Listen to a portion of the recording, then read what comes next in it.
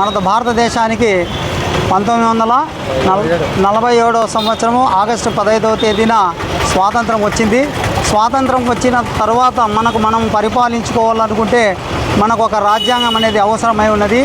ఆ రాజ్యాంగం కొరకు 7 మంది కమిటీ సభ్యుల్ని ఏర్పాటు చేసి ఆ కమిటీకి డ్రాఫ్టింగ్ కమిటీ చైర్మన్గా డాక్టర్ బిఆర్ అంబేద్కర్ గారిని నియమించడం జరిగినది. ఆయన ఆధ్వర్యంలో 299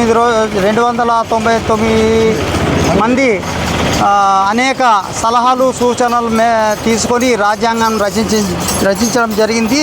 ఈ రాజ్యాంగాన్ని 2 సంవత్సరాల 11 నెలల 18 రోజులు కష్టపడి తయారు చేయడం జరిగినది. ఈ రాజ్యాంగం మేరకు ఈ రాజ్యాంగం ప్రపంచంలోనే పొడవైన సమగ్రమైన ప్రజాస్వామ్య రాజ్యాంగం మనది. మన రాజ్యాంగం ద్వారా ప్రతి పౌరునికి సమానత్వం, స్వేచ్ఛ, న్యాయం, సాంస్కృతిక హక్కులు హామీగా లభించడం జరిగినది.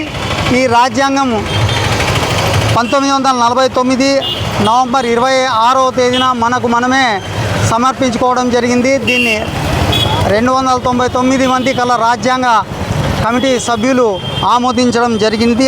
ఈ రోజున ఈ రాజ్యాంగం వలన ప్రభుత్వ అధికారాలను నియంత్రించి ప్రజల హక్కులను రక్షించేలా ఒక శాశ్వత శాసనం అందిస్తుంది. కేంద్ర రాష్ట్ర ప్రభుత్వాల మధ్య అధికారుల పంపకం ద్వారా భారతదేశాన్ని సంఘరాజ్యంగా నిలబెడుతుంది.